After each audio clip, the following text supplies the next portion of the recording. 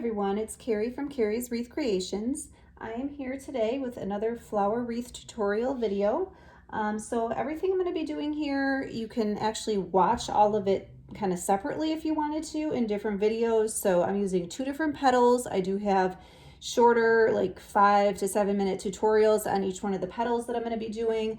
I have explanations of the board. I have a tutorial for how to put together the center, but we're going to finish off this wreath. So this one will be fairly quick. I have a couple petals to make that I will show you here, but just know that you can always go back to my channel and catch some other tutorials if you want to kind of mix and match petals and excuse me, make your own wreath. So for this wreath, I'll tell you first the supplies we're going to be using. So we are going to be using a small Unique in the Creek wreath board. I'll pick it up in a second so you can see where all the zip ties go, but that's this gray board in the back. It's the size small and it does not come with the zip ties on. You do put them on yourself, and that's what we call preloading the board, which I've already done, and my zip ties are 6 inches.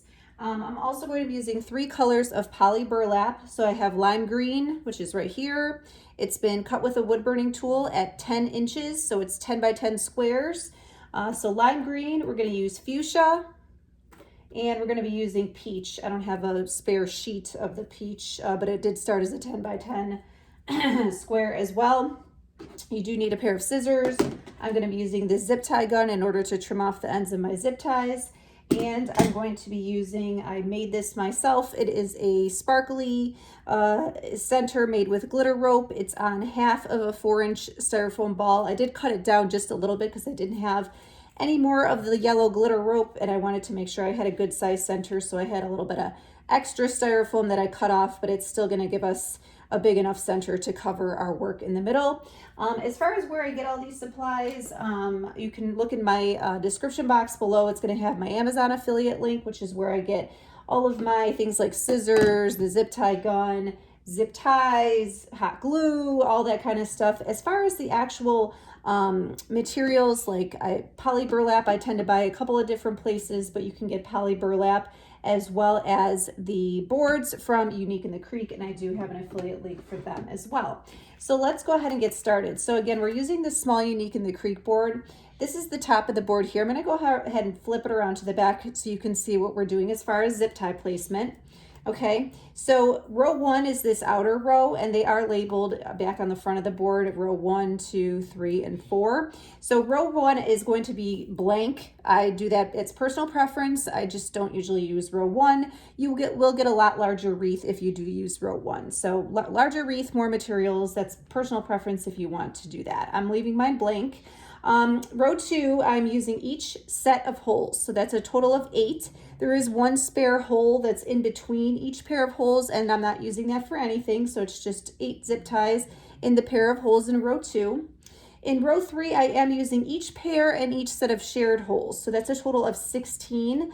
So it's going to be 16 petals. So if you take a look here, a pair is the closer together holes, and then the shared is between like this hole here that's part of this pair and this hole here that's part of this pair. You put a zip tie between them, so that's what we call sharing holes. Okay, so 16, and then row 4 is the same. It's 8 instead of 16, but it is the same thing as far as sharing and using the pairs of holes. Okay, so I have some other tutorials as far as like how to load the board. You can actually add more holes if you needed to the board. They're very versatile, but we are again going to use the 8 set of paired holes on row 2, all the pairs and shared holes on row 3 for a total of 16, and the pairs and shared holes on row 4, which is a total of 8. So it's 8, 16, and 8.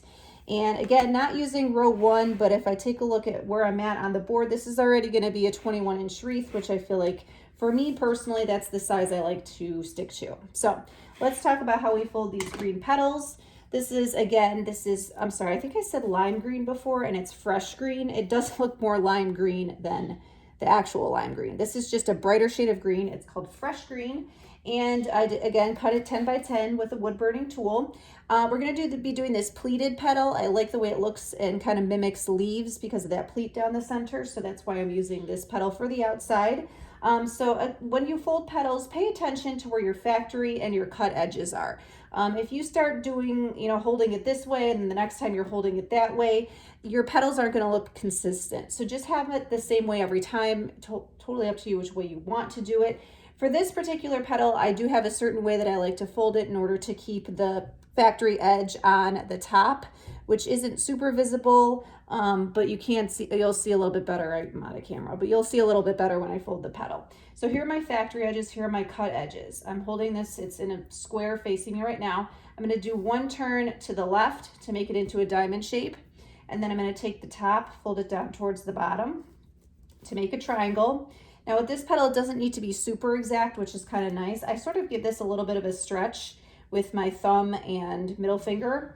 And then I'm starting on the right-hand side here. I'm taking this right side and I'm folding it down along the middle towards the bottom, just like this, okay? So again, you just take this and fold it down just like this, okay? I've seen this called the pinwheel petal because it is going to end up looking the same on both sides, because the next thing we're going to do here, hold on to this and just flip it over.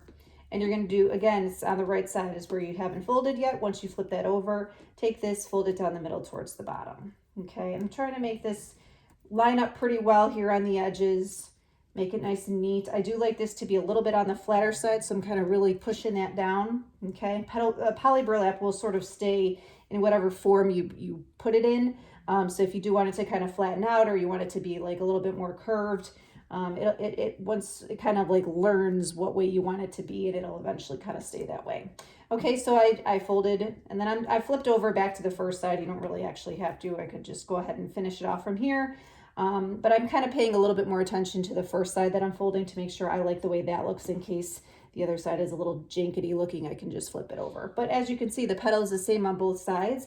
And the reason why I did that turn to the left when I had my square and I want like turn it into a diamond shape and turn it towards the left is because now my factory edges are on the top of all of this folded part. So the cut edges are hidden underneath, which if you're familiar with poly burlap or really any kind of mesh, you want to hide cut edges as much as possible. And this wreath is nice because a lot of cut edges get hidden. All right, so let me get my board back over here because I'm going to put this in the board and try to make sure I have this so you can actually see what I'm doing. Let me move everything over a little bit. Okay, so here's my petal. I'm still holding on to it. So about 2 inches from the end, you're going to go ahead and just scrunch. Now I'm cutting off a little bit of this tail here. I have about this much of a tail, only because it's kind of going to start hitting where the next row is. So I'm just taking my scissors and cutting off a little bit of the extra. I still have enough where I'm going to put this in by about a fingertip width and lock it into my zip tie. So again, about a fingertip to here, and tighten that up and take my zip tie gun and snip that off. So the zip tie gun will tighten if it needs to get tightened any, which that one didn't. So you might need to pull the trigger twice. Once would tighten, the second one cuts. If it's already as tight as it can go, it'll just cut it like it did for me. Okay, so let's look at that one more time. Again, poly burlap, factory edges, cut edges. I have a square facing me. I'm going to turn it once to the left to make a diamond shape. Bring the top down to meet the bottom. Give it a little bit of a stretch. I'm going to take this right side, fold it down towards the bottom. Okay, line this up here the best that you can. Okay, and then take this and flip it over. Same thing over here. Okay. And I always just end up with one side that looks a little nicer than the other. The whole point of the pinwheel is that it should look the same on both sides, which it generally does, but it's just, I like the way the other side lined up here a little bit better. You can't really see on camera, but this side is just like a little bit off to me. And this side was, I just made sure that one looked really nice and crisp. So I'm gonna just flip it back over and sort of make sure this is nice and flat and kind of give this a little pinch. And then 2 inches from the bottom, just kind of gather it up, pinch it like that. I'm gonna cut a little of this extra off, just a little bit, and then put that into my zip tie like this. Okay, and clip that off. Okay, and that is the end of our first row, which is on row 2 on the board. So we have our pleated pinwheel kind of petals that are going to be our they're our leaf. That's what's going to be our leaves of our flower. Okay. So now we need to, I'm going to go to row 3, which is where I'm putting the fuchsia. We need to finish that row off. So I have a couple already made. I have a couple I need to make. The fuchsia and the peach are both the same exact petal. I do have a tutorial for that petal on its own. I can't remember what I called it. I think it's something like a skinny sunflower kind of petal. I do use this petal on sunflowers. I use it around the center of some wreaths as like accent petals. It is skinny on the skinnier side. So if you're going to make a whole wreath with this petal, you do need quite a few more petals than you might think you do, because they need to lie pretty close together in order to cover the whole board. And you just need more of them. Okay. Basically every pair and shared set of holes you're going to end up using.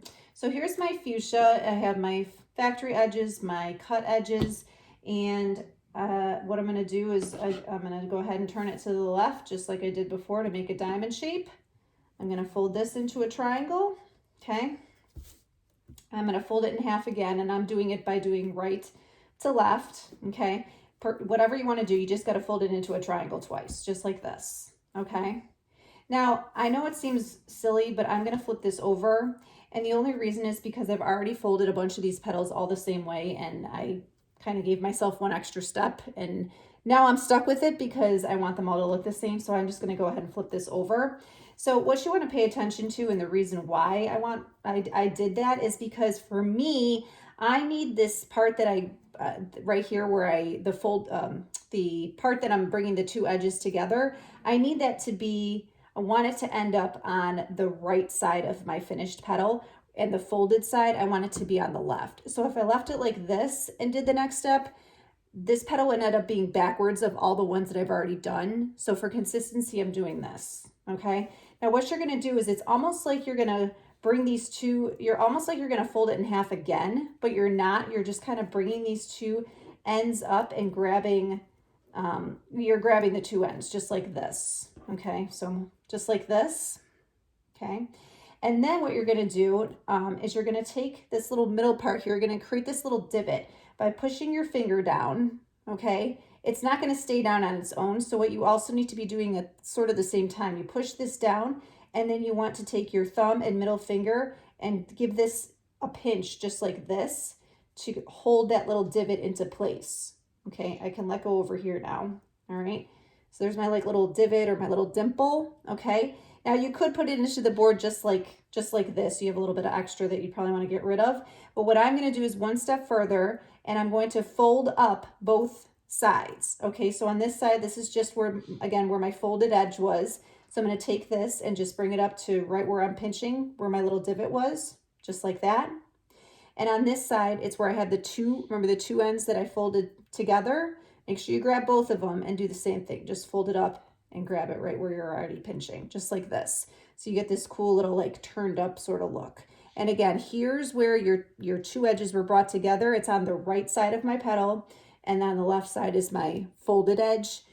You could totally do it the opposite way, but for consistency, I'm doing it like that so that my opened edge of my petal is always on the right. Kind of a long explanation for why I'm doing it like that, but it's really just because I already folded a bunch of them a certain way, and I'm going to stick with it. So that's why I'm doing that sort of flip thing at the end, or in the middle, I should say. So again, here's my polyburlap. Now look at this. I don't know if you can tell too much on camera. This piece is super weird looking. It's like really crooked on both sides, and sometimes polyburlap will do that. Yeah, it's not really showing up much. It looks like a square, but it's really not. It's like really warped. It's kind of like it needs to be like, you know, stretched in a certain way. I like to save all my really wonky pieces of polyburlap for this petal because it hides all the cut edges. So if it frays, no big deal. You can hide it easily. And if it's something that's just like really kind of ugly or not flat or whatever, this petal hides all of it. Okay. So again, factory edges, cut edges. I'm going to turn it once to the, I was doing it to the left, so let's stay the same, to the left, top down to meet the bottom. Okay. Right to left. So make two folds to make it into like a smaller triangle. Okay. These are not perfect folds. That's okay. All right, so here's where my two edges are coming together. I'm gonna just go ahead and then flip this over. Again, only for consistency. You could totally leave it like this and then do your whole thing with bring these two sides together in your dimple. The only thing would be that your open edge is on the left.